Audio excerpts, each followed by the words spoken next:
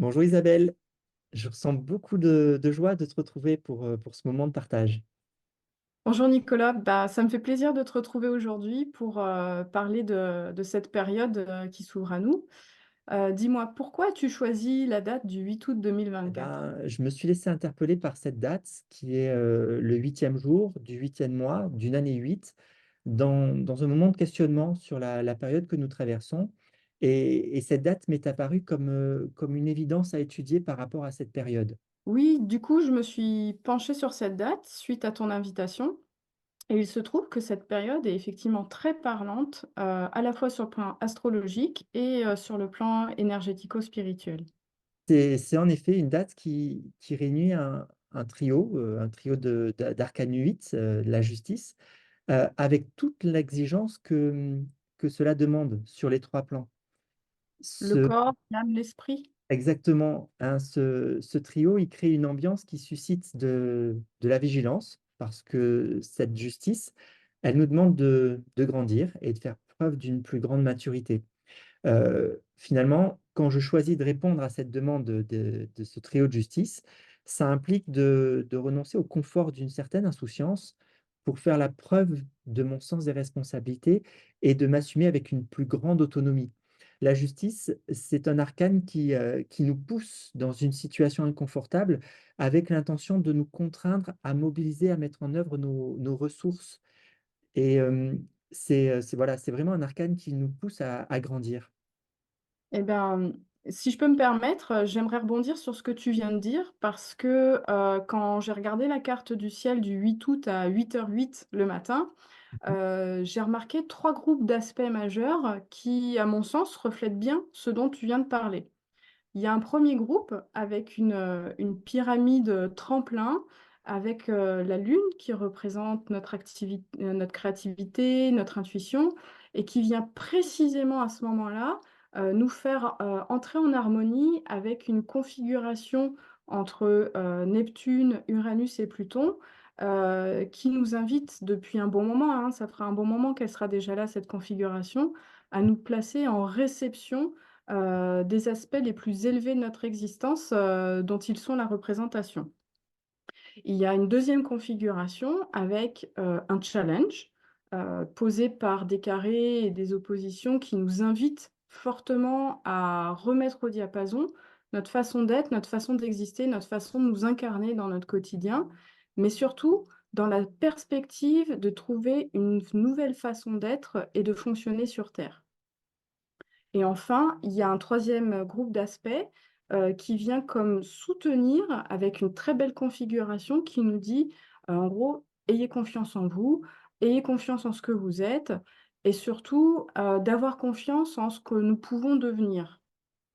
Alors, je te rejoins, Isabelle, car au-delà de cet aspect, ce 8 août 2024, c'est une journée 6 qui correspond à l'arcane de l'amoureux.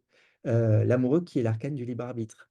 Ce nombre 6, je l'obtiens à partir du nombre 2040, que je décompose pour obtenir les arcanes qui sont cachés derrière cet arcane de l'amoureux. Du coup, cette date, qui est vraiment représentative de la période, elle nous demande de poser un choix majeur. Je dirais même qu'il s'agit de formuler un choix d'incarnation. Le trio de justice dont j'ai parlé tout à l'heure, il marque un coup d'arrêt, une sorte de traversée du désert. Et dans cette traversée, l'invitation serait de vivre une situation qui est à la fois éprouvante. Je parlais tout à l'heure avec les trois justices de faire la preuve de sa maturité. Et en même temps, cette situation, elle est riche d'enseignements. En fait, ça ressemble à une épreuve initiatique qui va nous permettre de tirer des enseignements, des leçons de l'épreuve qu'on traverse. Ce qu'il faut comprendre dans cette lecture, c'est qu'il y a une opportunité à saisir pour se renouveler, euh, autant au niveau individuel qu'au niveau collectif. Et cette invitation, elle me semble complémentaire avec la lecture que tu viens de partager. Tout à fait. Et ce que j'ai pu ressentir quand je me suis connectée à cette date, c'est qu'elle représente vraiment l'apogée d'une période de transition durant laquelle on nous invite à passer du superficiel à l'essentiel. Cette transition, elle aura commencé bien avant, le 8 août et se terminera bien après, hein, si on regarde, le ciel, on voit qu'il y a, des rétrogradations qui seront présentes le 8 août, mais qui ont recommencé, avec Pluton le 3 mai et qui vont progressivement amener comme, une énergie de recul. Du coup, je pense qu'il est possible que ça perturbe, un peu, tout le monde, mais ce qui me semble important, c'est cette impression que le but de cette période, c'est de nous proposer comme un temps de réflexion, un temps de remise en question, comme pour mieux ajuster notre tir, mieux déterminer ce qu'on choisit de vivre. Est-ce que tu as quelque chose à nous dire sur, cette période de transition? Ben, cette transition, pour moi, elle est particulièrement bien illustrée par le nombre 2040. C'est un nombre que je peux décomposer avec le 20 d'un côté et le 40 de l'autre. Le 40, il symbolise vraiment cette traversée du désert qui est une transition entre ce qui a été et qui n'est plus, et ce qui vient et que nous sommes invités à incarner. Donc du coup, cette période de transition avec ces 3 stades et cette symbolique du nombre 40, ça me fait vraiment penser à une naissance, et c'est bien à mon sens, ce qu'on nous demande de faire. En fait, il s'agit d'accoucher de nous-mêmes, de nous mettre au monde. En fait, quand un enfant vient à naître, il s'extrait d'un monde qui était confortable, mais qui ne lui convient plus parce qu'il ne lui offre plus d'espace de croissance viable.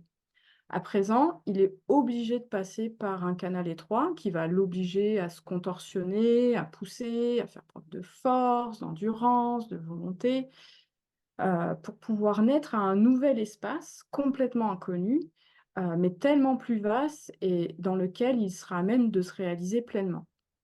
Et après l'accouchement, il y a une période d'adaptation, de liens qui se tissent entre l'enfant et les parents et on appelle ça les 40 jours, en fait. Donc voilà, je trouvais ça, rigolo qu'on a vraiment cette métaphore qui poursuit, en fait, tout le long de ta lecture. Alors d'autant plus qu'on a l'arcane de la papesse, hein, qui est présent à travers le nombre 2. Et la papesse, c'est la sage-femme du tarot. Alors ce nombre 2, on le retrouve dans l'autre partie du découpage de ce nombre 2040. Il est présent donc dans le nombre 20. Et ce nombre 20, bah, en fait, il symbolise, un renouvellement, c'est-à-dire vraiment l'idée d'une recréation pour vivre quelque chose de nouveau. Et dans ce quelque chose de nouveau, il y a l'idée de quelque chose que nous ne connaissons pas encore, que nous n'imaginons pas. Et tu nous parles du nombre 2 et pour naître, il faut être à 2, hein. On n'est pas tout seul, il y a une maman qui est là avec nous et à travers laquelle on est mis au monde et ici, en guise de maman, bah, on a des planètes qui sont alignées adroitement et puis une atmosphère subtile, qui sont réellement accompagnantes, aimantes, et là pour nous aider à franchir ce passage. Maintenant, concrètement, la question, elle serait, comment je me positionne pour franchir ce passage? Comment ça se passe dans le quotidien? Comment on fait dans le concret? Qu'est-ce que tu recommanderais?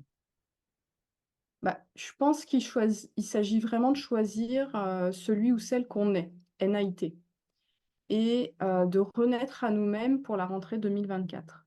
La lecture, en fait, que je fais de cette date, et de ce ciel, c'est pour moi une réelle main tendue, pour choisir pleinement celui ou celle, qu'on est, hein, encore NAIT, à qui on donne naissance, dans cette fructification estivale qui engendrera un nouveau départ, pour la rentrée à l'automne avec un tremplin extraordinaire pour ne plus vivre, sur une trame qui soit seulement matérielle, mais bien de se calibrer, sur la trame céleste. En somme, il s'agit vraiment de s'élever et de vivre notre quotidien, la tête tournée vers le ciel. Qu'est-ce que tu en penses, Nicolas? Bah, de mon côté, pour répondre à cette question, c'est l'arcane 6, l'amoureux, qui attire le plus mon attention. Cet arcane, c'est fondamentalement, l'arcane du libre arbitre. Et pour exercer son libre arbitre face à une situation donnée, quelle qu'elle soit, il est nécessaire de clarifier les enjeux que cette situation implique. Parce que l'exercice de son libre arbitre, il n'est possible qu'à partir du moment où je clarifie les zones de confusion. Et, et c'est là que je me suis posé la question de définir la notion de clarification. Et je suis arrivé à l'idée que clarifier, c'est distinguer, c'est révéler, c'est mettre en lumière les informations en vue de les assembler, de les mettre en perspective, afin de se représenter de la façon la plus sincère et la plus fidèle possible la réalité d'une situation. Une situation telle qu'elle est, au-delà de toute illusion, de tout déni et de tout autre phénomène qui pourrait la déformer. Quand la nature de la situation, elle est claire, je peux exercer mon libre arbitre.